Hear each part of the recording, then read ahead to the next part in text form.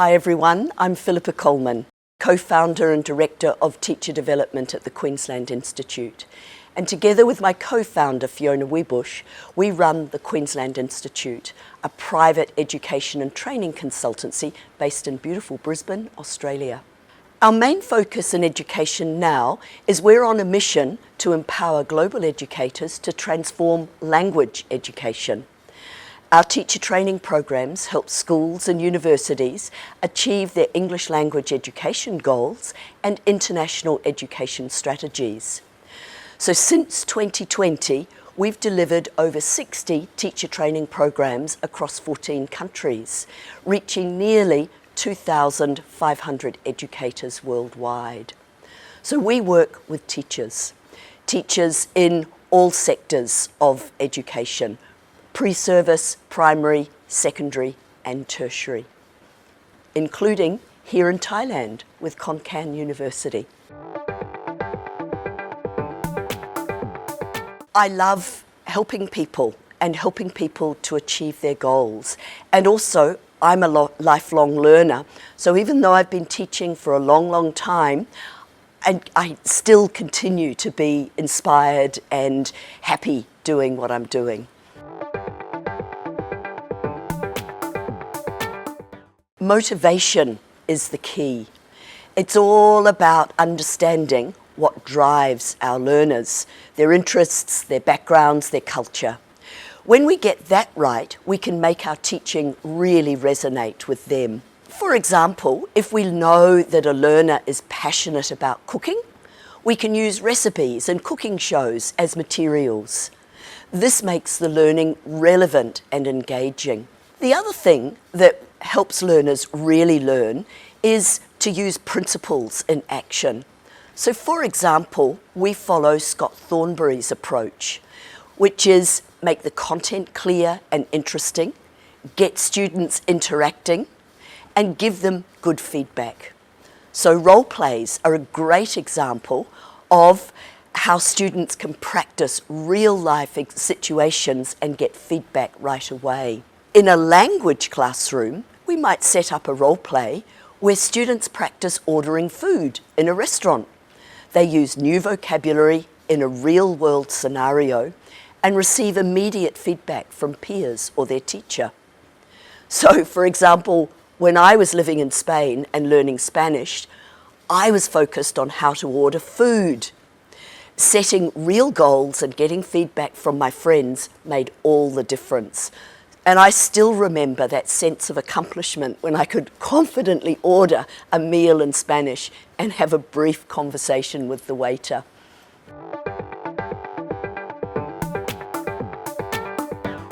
Okay, well look, I think there are a couple of things here, in fact 3 things here. The first one is access and mobility. So these days, learners have incredible opportunities. They can travel to a country to immerse themselves directly in a language, which is a fantastic way to learn. But even if they can't travel, they can have so much at their fingertip. Different apps, YouTube, TV shows, music, it's all accessible anytime, anywhere. So, for example, a student might travel to Japan for a few weeks to immerse themselves in the language and culture and then continue practicing watching Japanese shows online when they return home. I think the other thing is regular exposure. So whether students are experiencing the language firsthand in another country or constantly exposing themselves to it online, the ability to access real-world language all the time is an absolute game changer. It really speeds up the learning process. And with so much authentic content available online, learners can listen to podcasts or watch YouTube videos in their target language daily, keep their skills sharp and up to date. The final thing I'd like to mention is the trends in technology. I'm a little bit uncertain about gamified apps that only focus on vocabulary and expressions, but I know that a lot of our students are experimenting with generative AI, for example, And some even use the voice tool on ChatGPT to have a conversation. It's an interesting time for language learning. So one of our students recently shared how they used ChatGPT's voice tool to practice speaking in English, simulating a conversation with a native speaker, which really boosted their confidence. Isn't that amazing?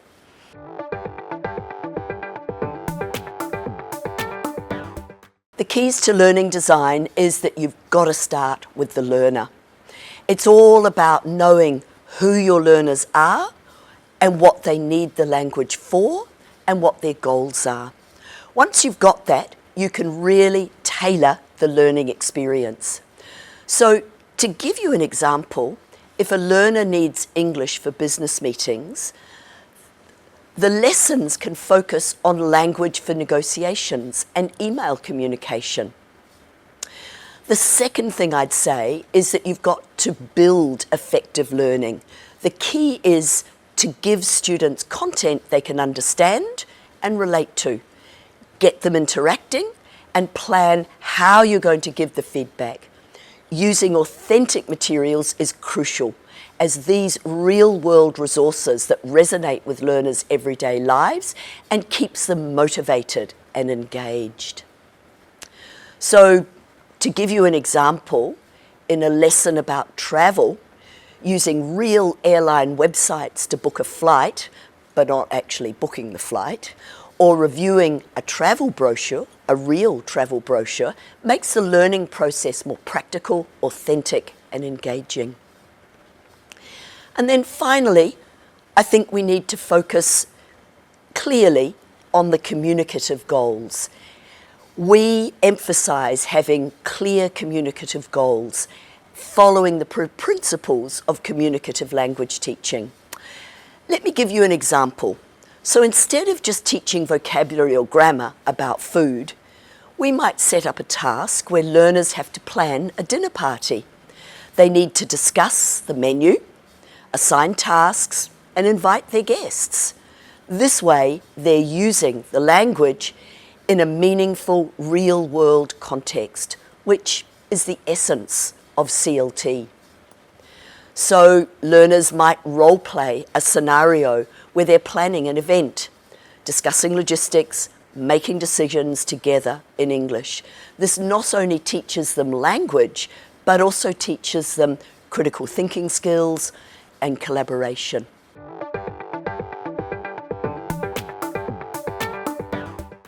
So my tips, whether you're already a teacher or studying to be a teacher, my top tip is to be a lifelong learner. So the best thing you can do is to keep learning yourself and challenging yourself. So take a language course, for example, which gives you insight into what works and what doesn't. And watch what you experienced your colleagues teach, because that'll give you some insights. The other one is, as I mentioned before, continuous exposure. So if you can join webinars, attend conferences, and just continue to expose yourself to new ideas and methods, it's like language learning. It's constant engagement that makes you better. It's the same for in a physical classroom. First of all, you've got to understand who your learners are, what they need, and once you've got that, you can design your lessons that really hit the mark. So, for example, recently we trained a group of bilingual arts teachers from Taiwan, and we focused our course on their dual needs, teaching both content, their subject area, and language, English language skills.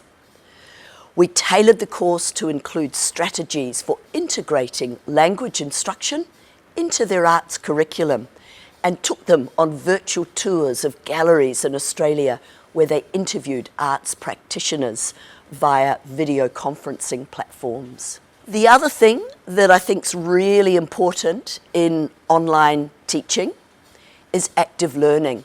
And so we love using project-based activities where students can collaborate and be creative. It makes the learning process so much more engaging and effective. So with Concan University lecturers this week, we had them work together to prepare activities that they were going to use in their own lectures, lessons that focused on active learning techniques. So this hand-on approach allowed them to apply what they had learned in a really practical way, and they'll implement that next semester in their classes. And my final tip here is that we always incorporate synchronous delivery in our courses. That means that students are live with us on camera, and we simulate a real classroom experience with plenary sessions, breakout rooms, pair work, group work, etc. And this makes a huge difference in our experience. Collaboration and interaction are key for communication.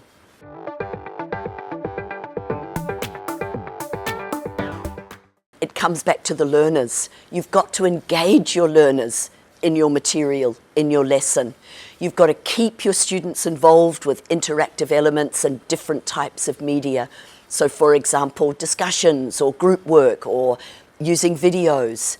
So in an online course about language for lectures, we used video tutorials combined with live sessions where students could practice lecture delivery and get real-time feedback. The other thing that you need when you're creating and conducting a successful online course is to make sure that the course is well organised.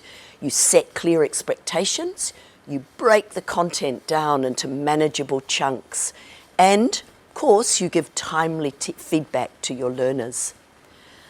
And finally, I think it's important to demonstrate flexibility and community.